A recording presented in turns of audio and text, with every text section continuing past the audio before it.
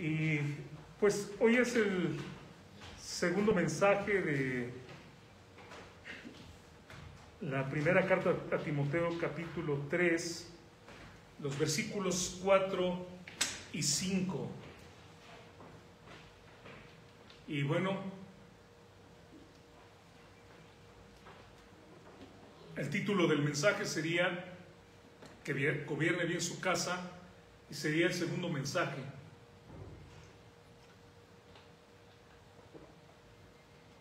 Dice el texto, hermanos, que estamos meditando, que gobierne bien su casa, que tenga a sus hijos en sujeción con toda honestidad, es decir, sin ningún truco, pues el que no sabe gobernar su propia casa, ¿cómo cuidará, dice, de la iglesia de Dios? La pregunta es, si no puede gobernar su casa, ¿cómo puede cuidar de la iglesia de Dios? Y entonces esto me hace pensar a mí, y de aquí surge el mensaje de hoy, ¿cómo puedo gobernar hermosamente mi hogar? O sea, ¿qué puedo yo hacer para que pueda yo cumplir esto que dice el pasaje de gobernar bien mi casa? ¿Cómo puedo lograr que mis hijos estén sujetos a mí, que ellos sean obedientes, que ellos no sean rebeldes, que ellos hagan caso de lo que yo les digo? ¿Cómo puedo hacer para que ellos lo hagan de esta manera, pero que lo hagan honestamente?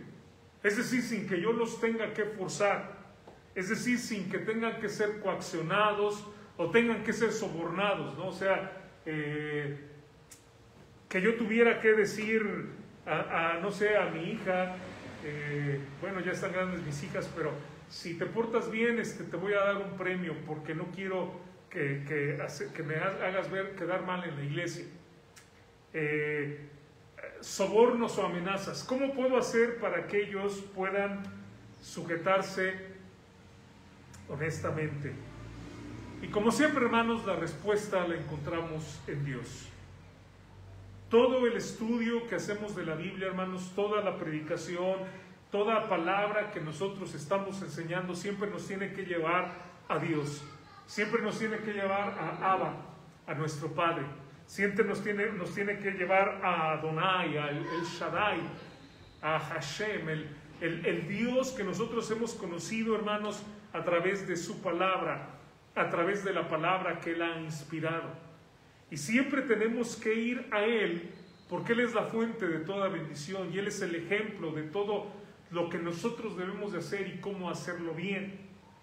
Entonces, para poder nosotros dar respuesta a cómo puedo yo gobernar hermosamente, tengo que ver qué es lo que hace Abba Padre. Y así como decía el canto al principio de esta transmisión, Abba Padre, tú me consuelas, tú perdonas mi maldad, todo lo que Dios hace. Vamos a ver lo que hace Dios con nosotros. Ahora, es obvio, hermanos, que lo que hace Dios con nosotros es que Dios nos ama. Y si usted recuerda, hace unos domingos prediqué un mensaje basado en Juan 3:16. Tal vez usted lo recuerda, ¿verdad? Que siempre, de hecho es un texto que nos habla de evangelismo, de la salvación que la gente puede tener a través de Jesucristo. Pero yo le di, vamos a decir, que un enfoque diferente. Y yo hablé acerca de que nosotros cuando amamos, damos, y damos de una forma sacrificial. Dios nos amó, Dios dio, y lo que nos dio no fue cualquier cosa, lo que dio fue a su Hijo, al Señor Jesucristo, para que Él muriera en la cruz por nosotros. Entonces, siguiendo esta línea de pensamiento, Dios nos ama, entonces, Dios nos ama inmensamente, y en ese amor que Dios nos da, nosotros podemos ver que Dios precisamente es muy generoso porque nos ama y también nos da cosas muy grandes. Así que vamos a ver tres ideas esta mañana, hermanos. Vamos a concentrarnos en tres ideas. Si yo quiero ser un buen padre, si yo quiero ser un buen jefe de familia, ¿qué es lo que tengo que hacer? ¿Qué es lo que hace Dios conmigo? Y la primera idea que quiero compartir es que Abba Padre, hermanos, está siempre presente en la vida de sus hijos. La primera característica que yo quiero que vean, hermanos, es que Dios está presente en nuestras vidas. Tal vez puedan ver, tal vez no alcancen a ver, pero si no, busquen en la Biblia el Salmo 139 del 5 al 13, que declara las siguientes palabras: detrás y delante me rodeaste, y sobre mí pusiste tu mano. Vean lo que dice: detrás y delante me rodeaste, dice el texto, y sobre mí pusiste tu mano. En todo momento está Dios. Tal conocimiento es demasiado maravilloso para mí. Alto es, no lo puedo comprender. ¿A dónde me iré de tu espíritu y a dónde huiré de tu presencia? ¿Hay algún lugar donde yo me pueda ir donde Dios no esté ahí? Y responde el versículo 8: si subiere a los cielos, allí estás tú. Y si en el Seol hiciere mi estrado, he aquí, allí tú estás. Si tomare las alas del alba y habitar en el extremo del mar, aún allí me guiará tu mano y me asirá tu diestra. Si dijeres ciertamente las tinieblas me encubrirán, aún la noche resplandece alrededor de mí. Aún las tinieblas no encubren de ti y la noche resplandece como el día. Lo mismo te son las tinieblas que la luz, porque tú formaste mis entrañas, tú me hiciste en el vientre de mi madre. Dios, hermanos, tiene una vista panorámica de toda su creación, y Dios, siendo omnipotente y omnipresente, tiene una vista continua de todo lo que nosotros hacemos. Él es el viviente que me ve, como dijo Agar. Él es el Dios que es real, que es vivo, pero que además está viéndome, está todo el tiempo observando mi vida. Como decía Elías: vive Jehová Dios. Vive Jehová Dios, delante de quien yo vivo, delante de quien estoy, delante de quien yo sirvo. Ese Dios está siempre viéndonos todo lo que hacemos. Y esto, hermanos, es un gran consuelo para nosotros. Es una bendición saber que Dios no solamente está cerca, Dios no solamente está presente en todo momento, hermanos, pero aún hay algo más. Dios habita en nosotros. Dios vive en nosotros. En Ezequiel 48:35, hermanos, Dios nos manifiesta un nombre, el nombre de la nueva Jerusalén. Y dice así: en derredor tendrá 18,000 cañas, y el nombre de la ciudad desde aquel día será Jehová Sama o Jehová Shama. El nombre de la nueva Jerusalén se iba a llamar Jehová está ahí. Jehová está presente. Es decir, en todo momento, hermanos, Dios está presente. Cuando nosotros pensamos en esto, pienso, ese es el motivo, ¿no?, por el cual queremos estar en el cielo. No porque el cielo sea un paraíso en sí. Bueno, qué bueno que sí, va a ser precioso y todo lo demás, pero lo que nos capta la atención, lo que nos llama, hermanos, es que ahí estará la presencia de Dios. Jehová está presente. Él está presente, y hermanos, su presencia de Dios, obviamente en el cielo, en la eternidad, Él estará ahí, pero aún también aquí, hermanos, Él llena todas las cosas. Él llena las vidas de sus hijos. Y como dice también en 1 Corintios 3:16, Él habita en nosotros. Dice el texto: ¿no sabéis que sois templos de Dios y que el Espíritu de Dios mora en vosotros? Dios, hermanos, está con nosotros, pero no solamente está con nosotros, está también en nosotros.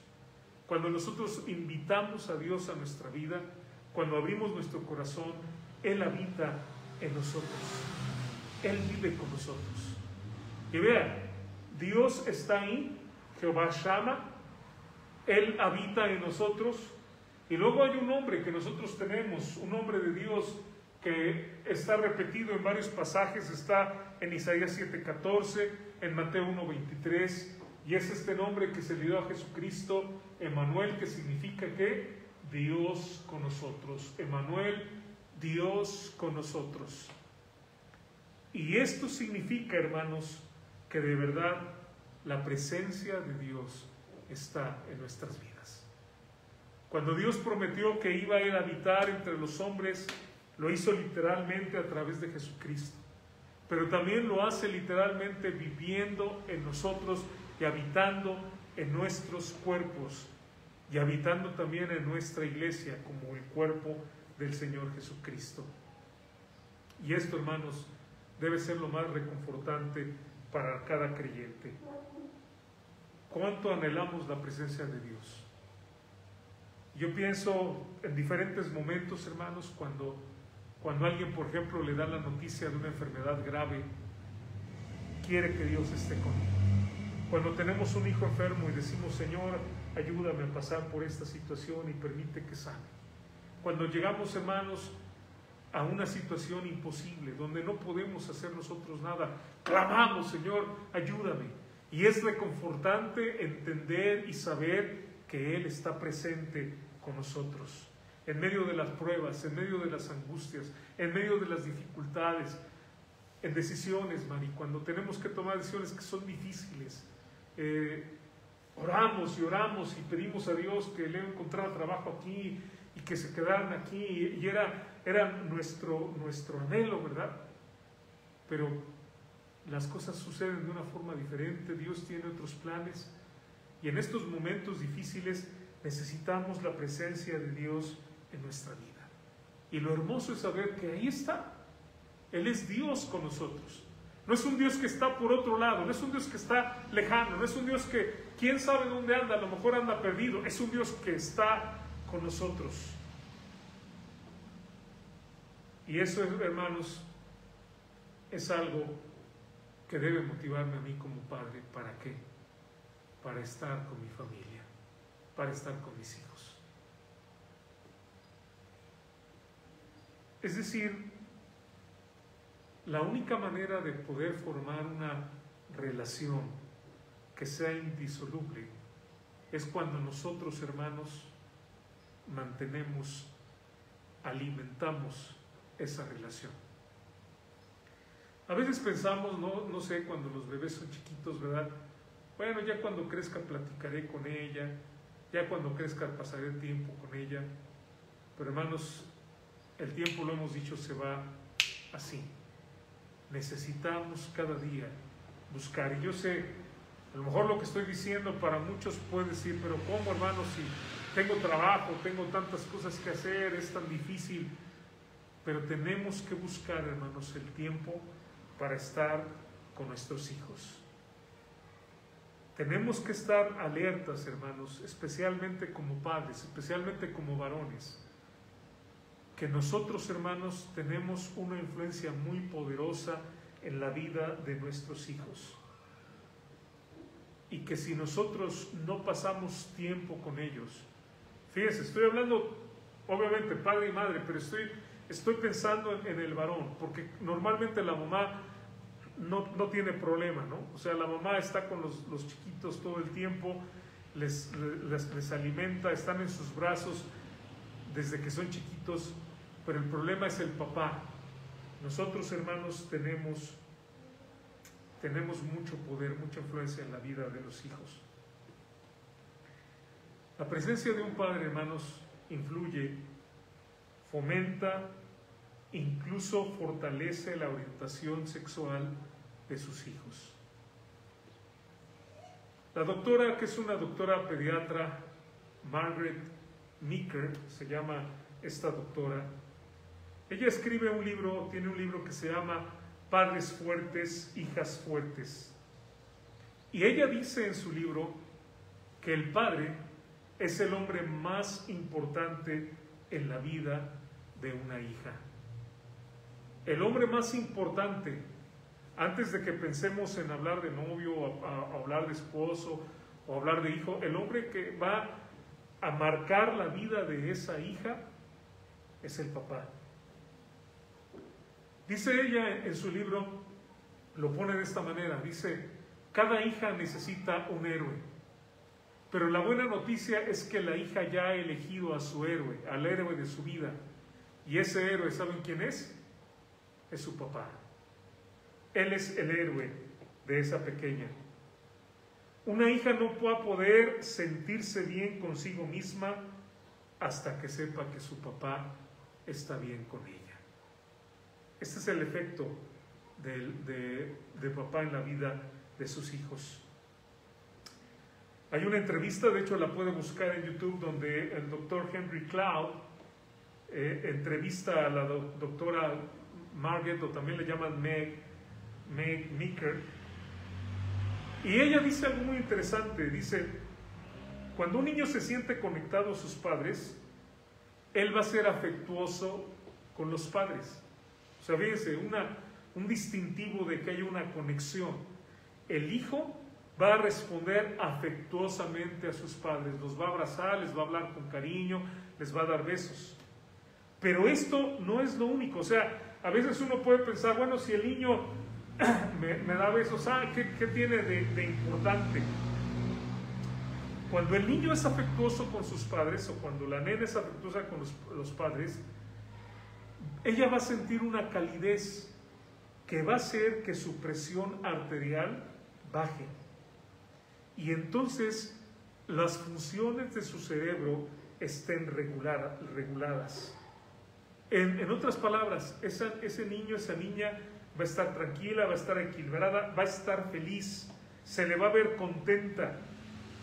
Pero cuando un niño, hermanos, está desconectado con sus padres, no va a sentir afecto, no va a sentir calidez, pero además va a estar todo el tiempo molesto, frustrado, reprimido y rebelde.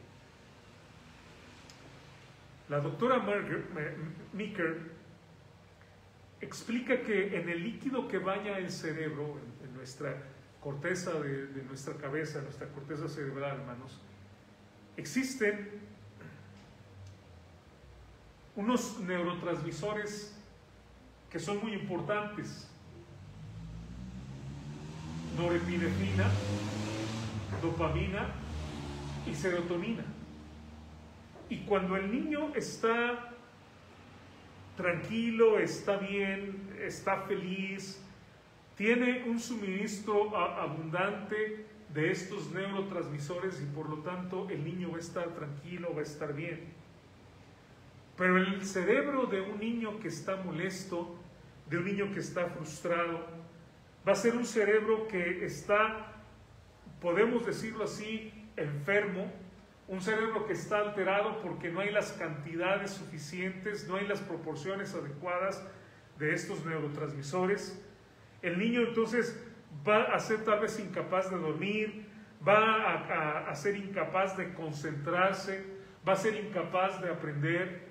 Y entonces muchas veces lo que los doctores dicen es que, bueno, el niño tiene este problema, el niño tiene este síndrome, el niño tiene esta otra cosa. Fíjense lo que estoy diciendo.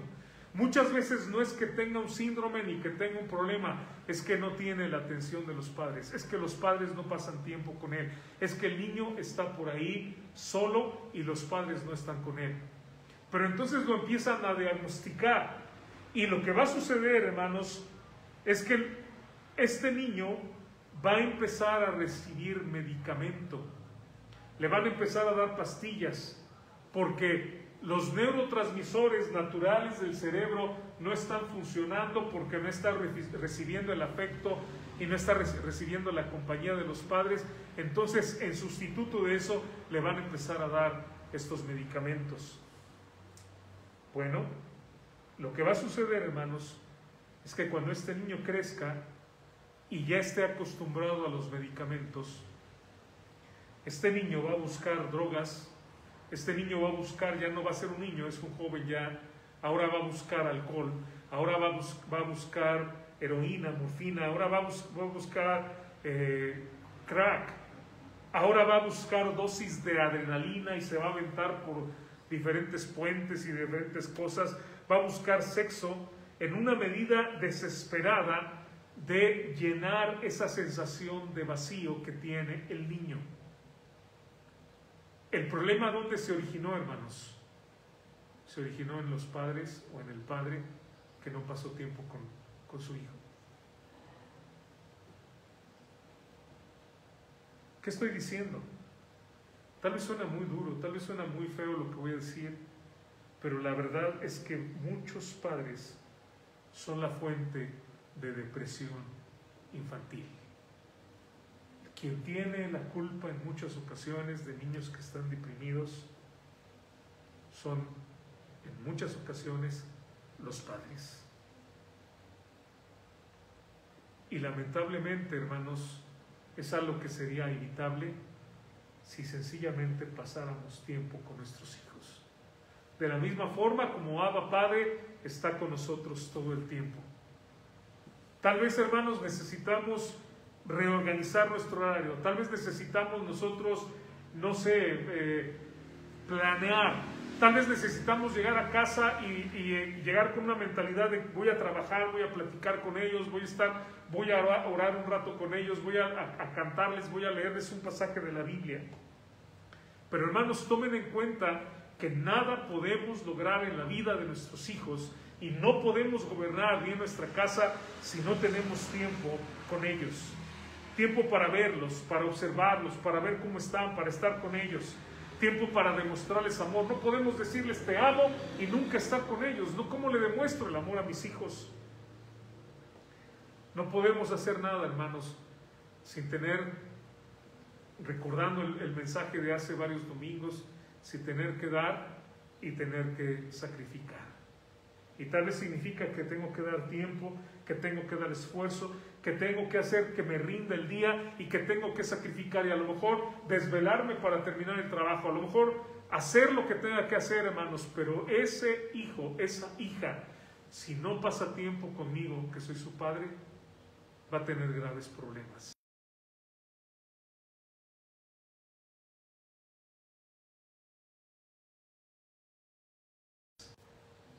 A la misma depresión. Y un versículo que quisiera que viéramos, hermanos, y es Proverbios capítulo 17, 21. Fíjense lo que dice este texto. El que engendra al insensato, para su tristeza lo engendra, y el padre del necio no se alegrará. Estas dos palabras, hermanos, insensato y necio, puedo yo pensar en una traducción a lo mejor que entendemos muy bien como decir tonto, loco, absurdo. Ahora, ¿por qué tomo este versículo? Porque el padre biológico que descuida a sus hijos está formando tontos que le van a causar dolor. Eso es planamente lo que dice el texto. Así sin tratar de buscarle, ¿verdad?, insensato y necio. Déjeme decir una palabra que a lo mejor entendemos más. Un tonto, una persona que no va a ubicarse, que no va a hacer bien. La palabra que se utiliza aquí para engendrar, hermanos, esta palabra que está aquí, es una palabra que en la Biblia, hermanos, se utiliza para procrear, para dar a luz, para engendrar. Es una palabra, hermanos, que describe un progenitor, un padre biológico, pero no un padre. Fíjense. Es sencillamente el mero hecho de tener un hijo, de ser papá. Lo que me está diciendo, hermanos, este versículo es la clave para tener hijos necios, hijos tontos, hijos que no van a progresar, que no van a salir adelante. ¿Y cuál es? Esta es la clave. Tenerlos y ya. O sea, quiere que su hijo no progrese, quiere que su hijo no sea exitoso, quiere que su hijo sea un necio, un tonto, que su vida la está desperdiciando completamente. Le voy a decir lo que tiene que hacer. Nada más tenga los hijos y ya. Eso es todo. ¿Por qué? Porque está de moda, ¿Por qué? Porque se le antojó. ¿Por qué? Porque quiero tener un hijo y ya, y téngalo. Y cuando usted tenga un hijo de esa manera, usted estará engendrando a un insensato. Eso no es ser padre. ¿Entiende lo que estoy diciendo? Esto es lo que está diciéndonos la Biblia. ¿Quieres que tu hijo no sirva para nada, en pocas palabras? Tenlo, pero no le dediques ningún tiempo. Pero hermanos, no queremos eso, por supuesto, ¿verdad? Queremos hijos, hermanos, que sean una bendición, como ramas de olivo que reverdecen. Queremos hijos, hermanos, que logren las metas que tienen. Queremos hijos, hermanos, que sigan adelante, que vayan adelante en sus logros escolares, que trabajen.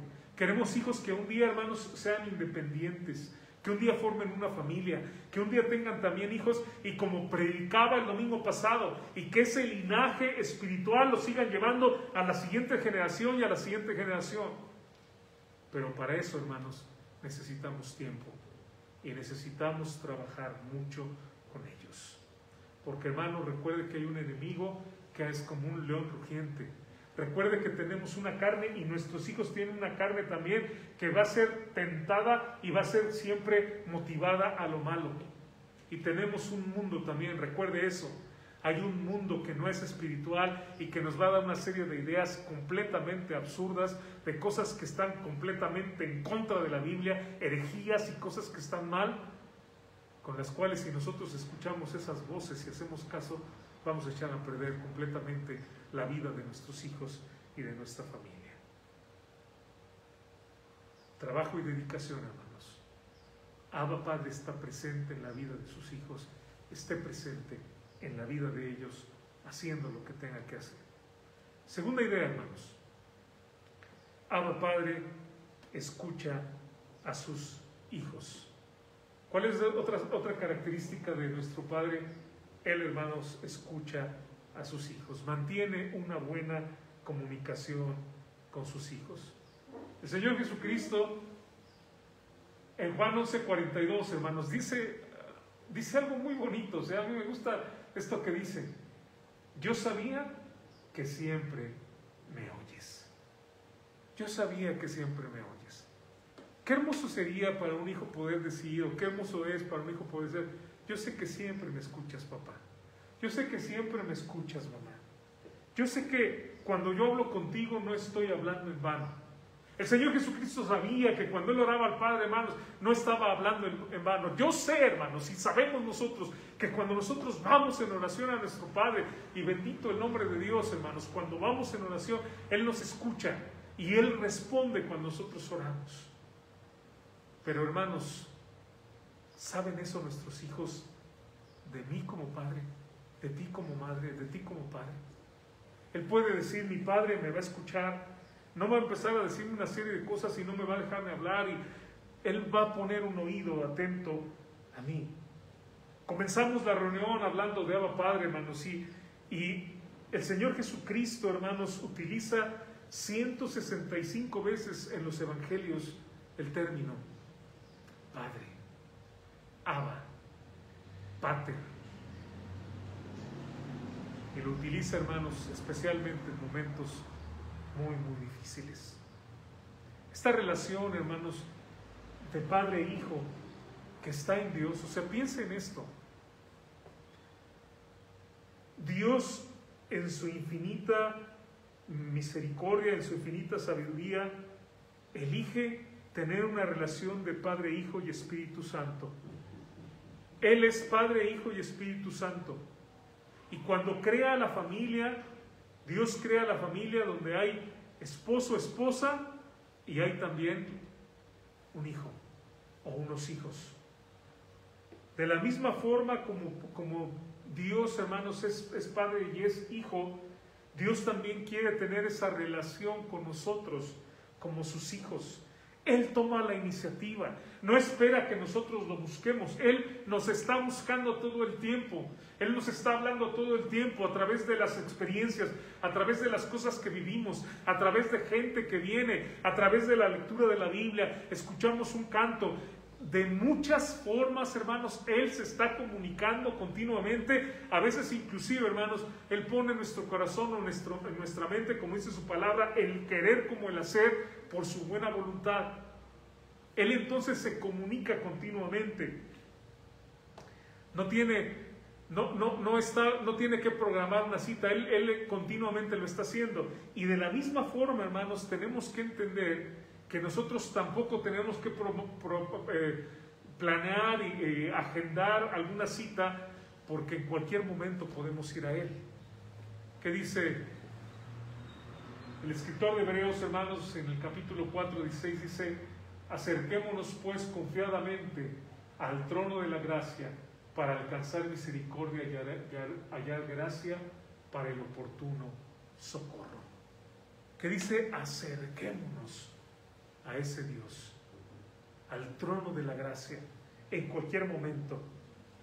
Dios, hermanos, nos ama profundamente y nos busca continuamente. Otro pasaje más, hermanos, el Salmo 116:1. Amo a Jehová, pues que dice: ha oído mi voz y mis súplicas. El salmista dice: yo lo amo, porque Él escucha mis súplicas. Dios, siendo perfecto, hermanos, y siendo omnisciente, no necesita explicación de lo que nosotros le decimos. Él sabe exactamente lo que hay en nuestro corazón. Nuestro suspiro no le es oculto. Hay un conocimiento de Dios de tal manera que Él nos comprende, nos conoce y se comunica con nosotros. Así que, hermanos, aquí tenemos esta característica para nosotros como padres. No es suficiente nada más tener tiempo con los hijos, sino tenemos también que tener una comunicación. Podemos estar ahí y eso es algo muy bueno, es ya una ventaja. Pero el siguiente paso, hermanos, es estar ahí y comunicarnos. ¿Cómo estás? ¿Cómo te va? ¿Cómo te fue hoy? Y dejarlos hablar y no interrumpirlos y no, ¿cómo te va? Déjate cuento, y boom, empiezo a contarle miles de cosas, y el tiempo que tengo, ese niño va a saber que yo solamente le digo cómo te va, pero realmente lo que yo quiero es decirle cosas, regañarle y hablarle de tanta cosa. Pero lo que yo quiero, hermanos, lo que yo debo de querer es que Él abra su corazón. Hace muchos años, recuerdo cuando era pastor en Cuautitlán, yo les decía a los hermanos: si tú tomas a tu nena y la llevas a acostar, y cuando ya está acostada y estás platicando y te empieza a contar que, no sé, que en el kinder su amiguita hizo esto, y que un niño le jaló las trenzas a otra, y que pasó, y que se metió un ratón al salón, y que empezaron a correr todos, y tú estás con esa chiquita y estás escuchando lo que te dice, y te ríes y pones atención, tú estás formando un lazo para que cuando esa chiquita vaya creciendo siga esa comunicación. ¿Y sabes qué? Cuando ya esté más grande y sean otro tipo de problemas, ¿entiende lo que le digo? Cuando ya sea más grande y hay alguien que en la escuela la anda buscando, o hay alguien que a lo mejor inclusive la está molestando, o a lo mejor hay alguien que inclusive le está vendiendo droga, o hay alguien que quiere invitarle a hacer cosas que están mal delante de Dios, esa jovencita que ya no es una niña, ha establecido un lazo contigo que te va a contar lo que esté pasando. Y hermanos, eso es oro molido, eso es valiosísimo, porque va a ser esos momentos cuando yo voy a poder aconsejar y decir: ten cuidado, y ya no te juntes con esta persona, o sabes qué, háblale de Cristo, y si no te escucha, pues entonces déjale. Y evitar, hermanos, que caiga en tantas trampas donde lamentablemente muchos jóvenes y señoritas caen a esas edades. ¿Pero qué tuvo que haber sucedido para que eso se estableciera y para poder ayudarla? Bueno, que yo tuve que establecer un tiempo para hablar con ella. Muchos niños hoy en día no hablan con sus padres, no tienen una conversación real con sus padres. Son interrumpidos cuando quieren hablar, son callados cuando quieren hablar. No se les toma en cuenta. Pero nuestro Padre, hermanos, ama. Él nos escucha. El Salmo 55, 17 dice: tarde y mañana y a mediodía oraré y clamaré, y Él oirá mi voz. Que ese deseo, hermanos, haya en el corazón de nuestros hijos de poder platicar con nosotros, de querer abrir su corazón y de tener una conversación. ¿Qué seguridad tienen nuestros hijos de que los vamos a escuchar? ¿Qué seguridad tienen nuestros hijos de que cuando vengan a nosotros los vamos a comprender? Que vamos a esforzarnos por mantener una comunicación con ellos, que vamos a evitar toda distracción. ¿Qué seguridad tiene que cuando yo venga conmigo con un problema, no voy a estar yo con el teléfono mientras quién sabe qué dijo y después, ¿qué me estabas contando? Y el niño pierde completamente el interés de contarme lo que hay en el corazón de él. Muchos padres dicen, es que mi hijo no me dice nada, es que está cerrado y no quiere hablarme. ¿Sabe qué? Si ese hijo ya tiene 14, 15, 16 años, no lo culpe a él. La culpa la tenemos nosotros los padres, que no tomamos tiempo con nuestro hijo para escucharle. Es muy tarde. Lo que podemos hacer, y se los digo siempre, a esas edades orar por ellos. A esas edades interesarnos, por supuesto, y hacer todo el cambio que tenemos que hacer nosotros, que debemos de hacer desde antes. Pero también, hermanos, ¿sabe qué? Orar para que Dios toque el corazón de ese hijo. Y número 3, hermanos. Tercera idea que quiero compartir de Abba Padre. Siempre da esperanza a sus hijos. Abba Padre siempre da esperanza a sus hijos. Este Dios tan grande, tan misericordioso, tan lleno de amor, hermanos, nos llena siempre de esperanza. Lamentaciones 3, 22 y 23. Por la misericordia de Jehová no hemos sido consumidos, porque nunca, dice, decayeron sus misericordias. Nuevas son cada mañana, grande es tu fidelidad. Nuestro amoroso Abba nos da cada mañana una nueva esperanza para vivir. Pablo, si usted recuerda, en el primer versículo que nosotros vimos, hermanos, de 1 Timoteo capítulo 1, versículo 1, dice: Jesucristo, nuestra esperanza. Es el Señor Jesucristo nuestra esperanza. Y hermanos, necesitamos nosotros mostrarle a nuestros hijos que en un mundo lleno de dolor, en un mundo lleno de maldad, en un mundo que está totalmente corrupto, en un mundo que se está desmoronando, ellos pueden tener esperanza en Dios. Ellos pueden tener esperanza aunque todo parezca que está perdido, cuando ellos confían completamente en nuestro Señor Jesucristo. Ellos deben saber que aunque todo mundo falle, Jesucristo no les va a fallar. Ellos deben saber que aunque todo parezca perdido, nada está perdido en Jesucristo, porque Él es el vencedor, el todopoderoso, el invicto. Aunque las situaciones, hermanos, que vivimos parezcan que no tienen sentido, dice la palabra de Dios que los que aman a Dios, todas las cosas ayudan a bien.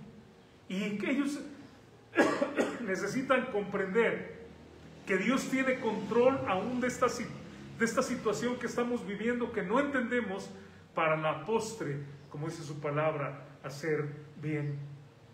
Ellos deben de entender, hermanos, que nuestro Padre no cambia, que su gracia, su amor y su misericordia siempre estarán presentes en nuestras vidas. Cuando pensaba en esto, hermanos, la semana que estaba estudiando, estaba pensando en tantos momentos de esperanza que puedo decir que viví con mi papá. Cuando, por ejemplo, una vez estuvimos a punto de explotar, hermanos, porque mi mamá había muerto, y hicieron el famoso novenario, y ese día dejaron abierta la llave del gas y había veladoras, había una Virgen de Guadalupe. En ese tiempo no éramos creyentes, éramos idólatras, y había veladoras Y de repente Raúl se despertó en la noche y empezó a oler el gas. Y mi papá le dijo, espérate. Y fue y con la mano apagó las veladoras. La reacción tal vez de cualquier persona hubiera sido sacar el gas así con una toalla, ¿no? Hacer el viento. Pero si eso hubiera sucedido, hermanos, hubiéramos volado ahí porque el gas estaba en la casa y las veladoras estaban encendidas. Dios nos libró. Podría contarles tantas cosas, hermanos, pero estaba pensando en otra cosa que a lo mejor ya la he contado, pero me llamó mucho la atención la semana al estarlo recordando, que fue la vez, hermanos, que nos levantamos temprano. Me acuerdo que salíamos a las 6 de la mañana de la casa, ahí en la Quebrada, y yo iba a la secundaria y mi papá iba a su trabajo, y él me daba aventón a la escuela, y cuando salimos, el Opel, que era el carro de mi papá, no estaba. Y por un momento yo pensé, ¿cuál va a ser la reacción de mi papá? Yo era un niño, yo pues estaba en la secundaria, y por cierto que era más pequeño porque era el más pequeño de edad de todos mis compañeros en la secundaria. Y estaba pensando, ¿qué va a hacer? ¿Empezará a gritar o a alterarse o a decir, ¿por qué Dios se robaron el carro? No hizo nada de eso. Me dijo, no te preocupes, lo vamos a encontrar. Me dijo, vámonos. Y yo me quedé en mi mente así pensando, o sea, no fue a llamar a un policía o algo.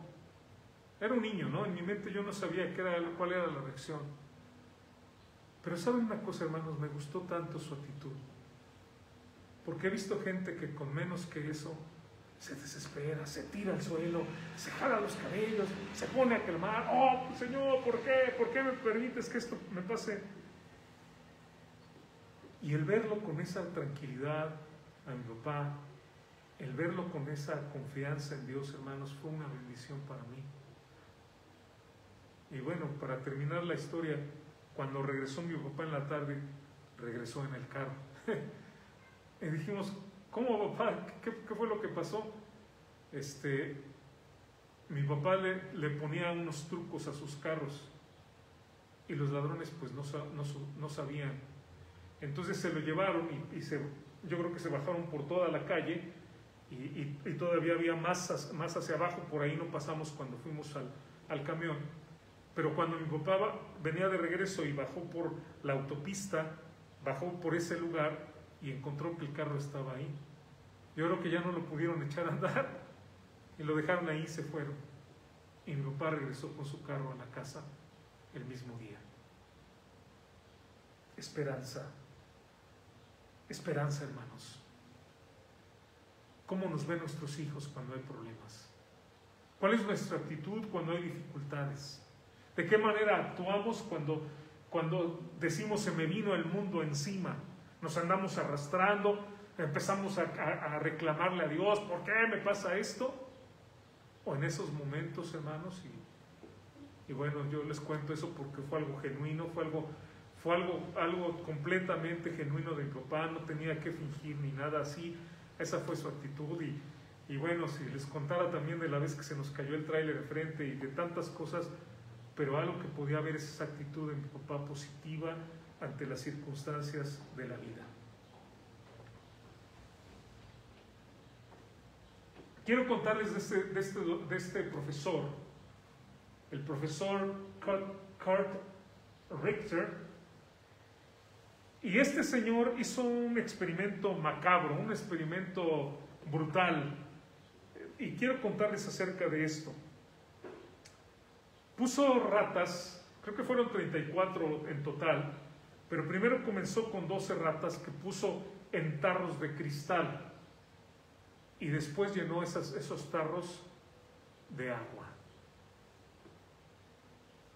Él quería ver cuánto aguantaban esas ratas vivas. Las ratas nadaron y después de 15 minutos se ahogaron.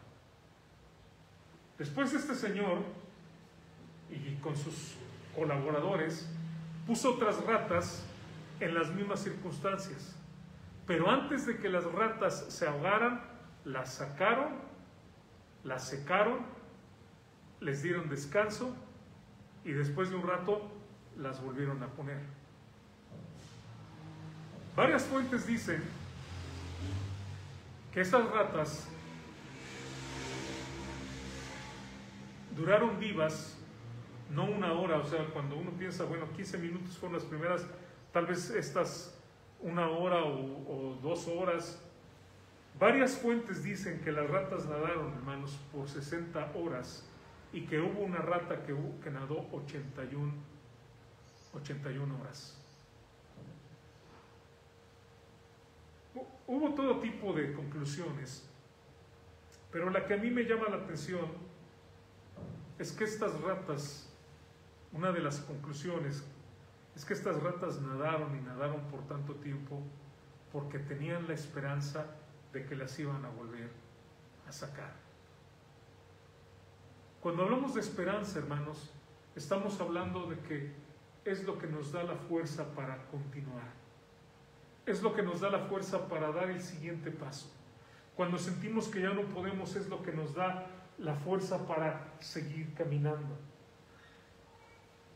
Las palabras de Hal Lindsey dice: el hombre puede vivir unos 40 días sin comida, 3 días sin agua y 8 minutos sin aire, pero ni un solo segundo sin esperanza.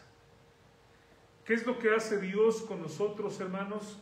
Renueva su misericordia cada día nos da esperanza.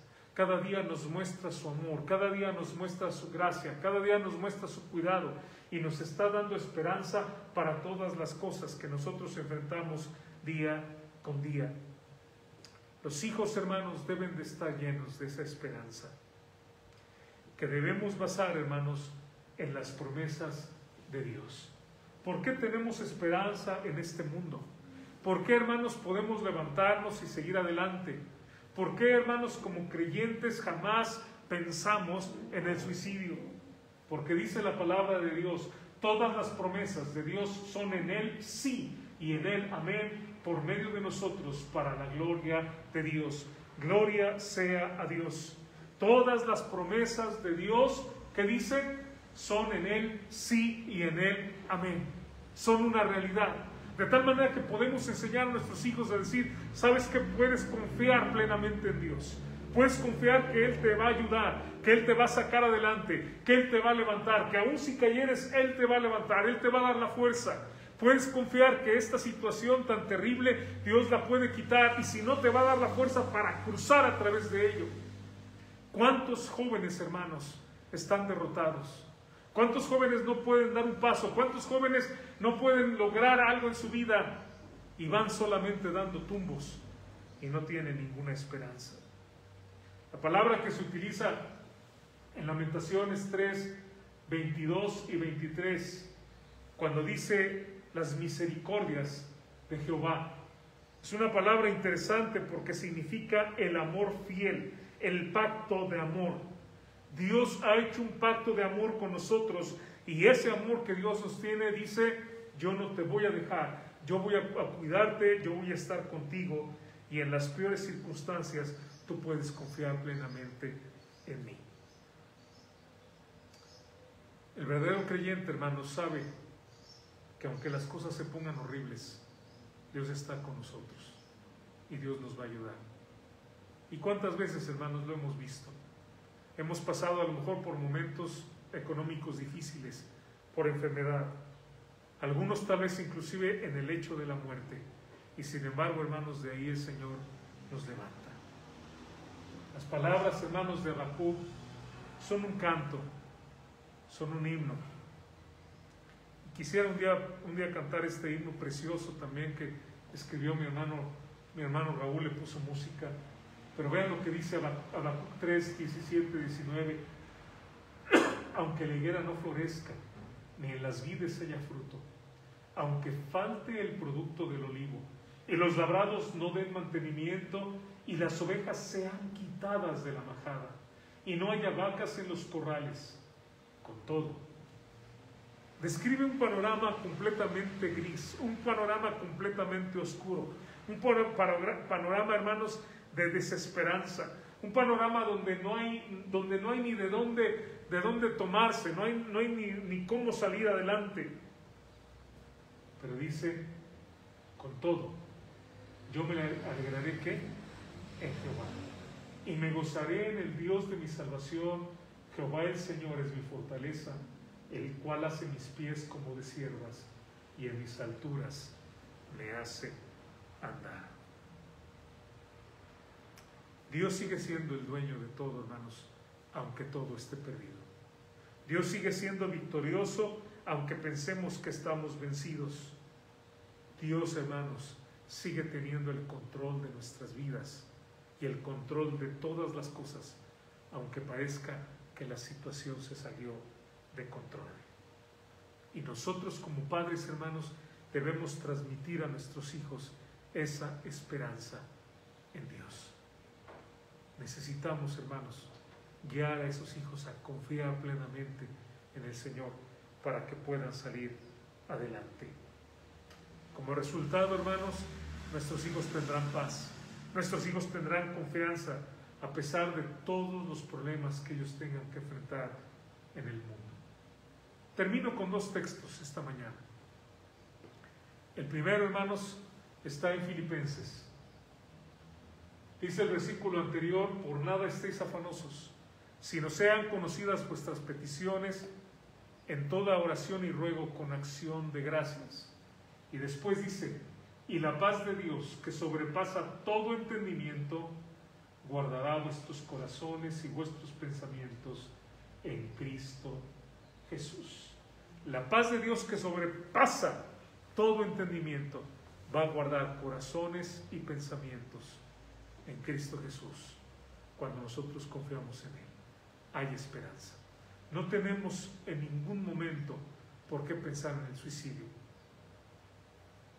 porque siempre, hermanos, hay una bendición, siempre hay una misericordia nueva. Y el último versículo, Jesús dijo en Juan 14:27, la paz os dejo, mi paz os doy. Él dijo, yo no os la doy como el mundo la da. Y agregó, no se turbe vuestro corazón, ni tenga miedo. Esta esperanza, hermanos, que nos ayuda a seguir adelante, que nos ayuda a lograr las metas, que nos ayuda a cruzar a través de los valles tenebrosos, que nos ayuda a volar por encima de la tormenta o cruzar y partir la tormenta por la mitad. Es una esperanza, hermanos, que solamente podemos tener quienes confiamos plenamente en Jesucristo. No es de nosotros, es la paz que el Señor nos ha dado, la paz que es de Él y que no es como la da el mundo. Y por eso, hermanos, podemos nosotros decir, no tenemos de qué turbarnos ni tener miedo. Tal vez esta semana, hermano, hermana, vas a enfrentar un reto muy grande. Y tal vez tus hijos también. Y a lo mejor para ellos van a ser retos más grandes. Cuando nosotros pensamos que un reto es grande para nosotros, es más grande para ellos, ¿no? Pero podemos tener la confianza en nuestro Dios, que Él está con nosotros. Y hermanos, vamos a infundir esa fe, esa confianza, ese amor para con Dios en la vida de nuestros hijos, para que ellos vayan por esta vida saliendo adelante. 3 cosas, hermanos, que podemos hacer con nuestros hijos, que Dios hace con nosotros: estar con ellos, escucharlos, conversar y darles esperanza.